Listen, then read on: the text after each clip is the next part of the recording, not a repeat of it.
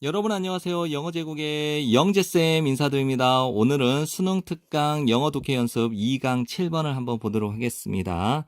이 단어는요, 이 문제는 단어 정리를 좀 하셔야 됩니다. 일단 단어 정리 어려운 것들은 녹색으로 써놨으니까요. 확인하세요.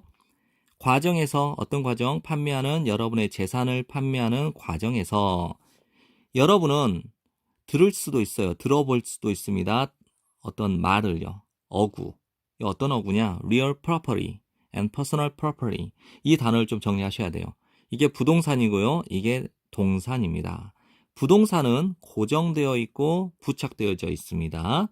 그리고 동산은 주로 이동 가능하고 부착되어 있지 않습니다. 부동산이니까 움직이지 않는 거. 동산은 움직이는 거. 이렇게 이해하시면 됩니다. 이러한 것들이 일어날 것 같은 곳은 be likely to 부정사. 이러한 것이 일어날 것 같은 곳은 여기는요. 이제 저는 직역으로 이렇게 해석을 했습니다. 있다.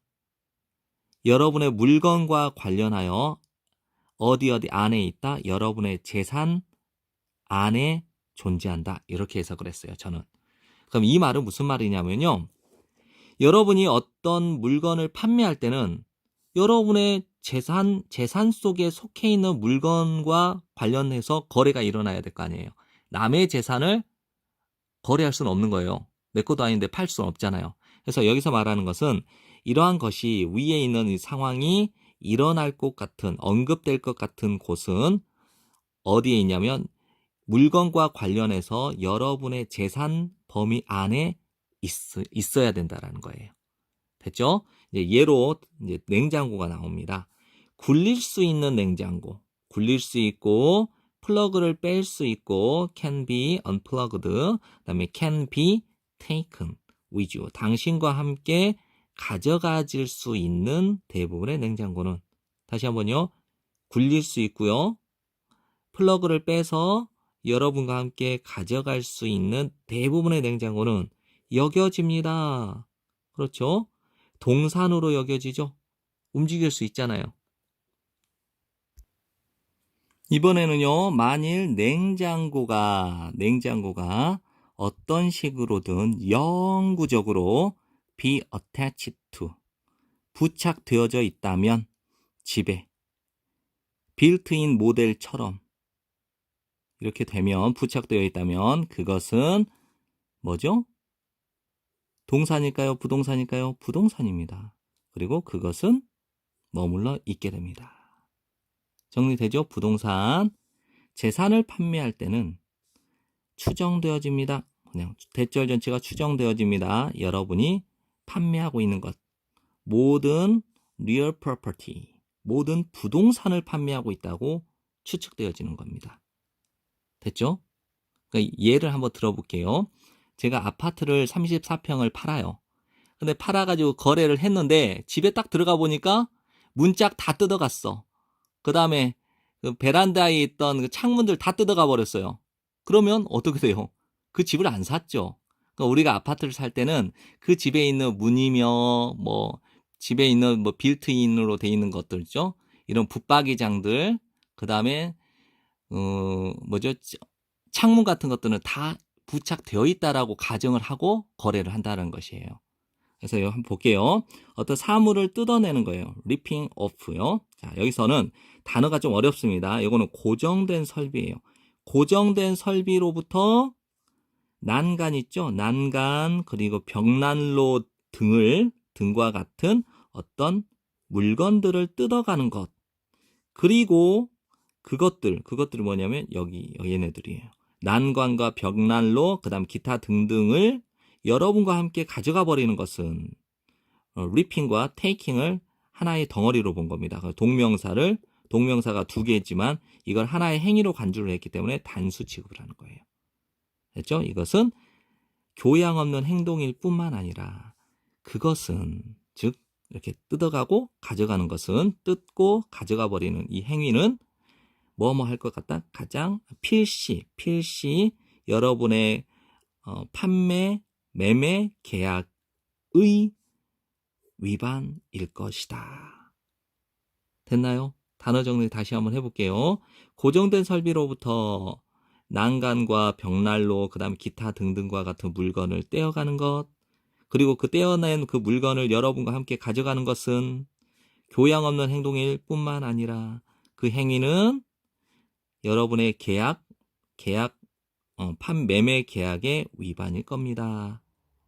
정리되죠? 비록 뭐뭐이지만, 비록 뭐뭐 한다 하더라도, 가능하다 하더라도, 이투 진주어 가주니까 주어처럼 해석하세요. 가능하다 하더라도 떼어가는 것, 제거하는 것, 그것들은 얘네들이에요. 예. 난관과 벽난로, 기타 등등의 이 물건을 떼어가는 것이 가능한다 하더라도 구매자는 뭐 하겠어요? 가정을 하고 있는 거겠죠? 모든 부동산이 그 자신의 것이라고 가정을 할 겁니다. 아까 제가 말했죠. 아파트를 살 때 문짝, 근데 창문은 다 내 거여야 되잖아요. 이렇게 생각을 한다는 거죠. 그리고 여기 his는요, 소유대명사라고 해서 his real property라고 바꿀 수 있습니다. 여러분 8번 지문을 해석 연습 많이 하셔야 됩니다. 일단은요, 요거부터 갈게요. 어떤 것이든 협상 가능합니다. 가능하겠지만, 만일 제가 구매자고요. 제가 허락을 했어요. 여러분으로 하여금 그러한 것을 하라고 허용을 했다 하더라도, 물론 나는 필시 그렇게 하지 않겠지만, 그렇게 떼어가라고 하진 않겠지만, 만일 내가 구매자고 내가 당신으로 하여금 그러한 일 떼어가는 것을 하라고 했다고 하더라도, 만일 그렇다고 가정을 한번 해보자고요. 근데 저는 그렇게 하진 않겠지만, 만일 내가 여러분에게 그러한 것을 떼어가세요라고 말을 했다고 치자면 저는 요구할 겁니다. 상당한 금전적인 반대급부를 그 이전에 협상된 매매 가격으로부터 상당한 금전적인 반대급부를 요구할 겁니다. 예를 들면 이렇게요. 2억에 어떤 집을 사기로 약속을 했어요.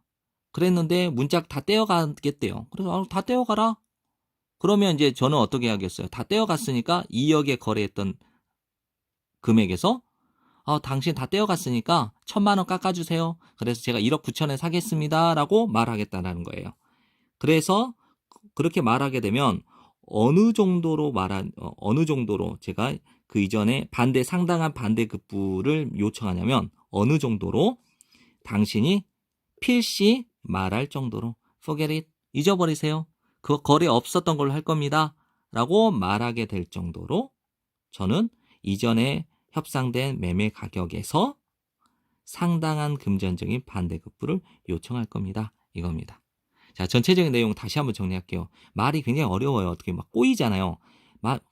물론 이제 해석을 되게 잘 해놓으셨으니까 물론 어떤 것이 협상 가능할 수도 있어요. 어떤 것들은 협상 가능할 수도 있겠지만 만일 내가 구매자고 만일 내가 허용했다면 당신에게 하라고 그러한 것들을 하라고 허용했다면 가로 부분이 설명을 하는 거예요.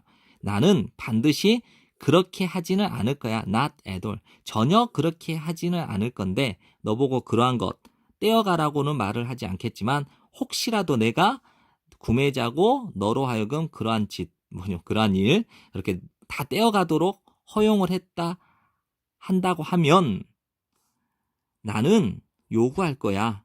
상당한 금전적인 반대급부를 얘기할 거다. 할인 가격을 얘기하겠다는 거예요. 그 이전에 협상된 매매 가격에서. 어느 정도로 반대급부를 얘기할 거냐면 당신이 반드시 필시 그냥 잊어버리세요라고 말할 정도로 그렇게 상당한 금전적인 반대급부를 요청할 거라는 거예요. 그렇죠? 말이 어렵지만 내용 이해되시죠? 구매자로서 나는 원치 않는다. 당신이 쓰레기를 만드는 것, 즉 엉망진창으로 만드는 것. 그 부동산을 당신이 떠나면서 내가 사게 될 그 부동산을 엉망으로 만들기를 원치 않습니다. 이거죠. 내용 정리 들어가겠습니다. 이 글을 한마디로 요약을 하면 이렇습니다. 집을 파는 사람이 움직일 수 있는 동산의 물건은 가져갈 수 있지만 집에 붙어 있는 것들, 부동산으로 간주되어 있는 물건을 떼어가면 안 된다라고 하는 것을 말하고 있는 것입니다. 네, 지금까지 긴 강의 들어주신다고 감사하고요. 이 영상이 여러분에게 도움이 되길 정말 간절히 바랍니다. 감사합니다.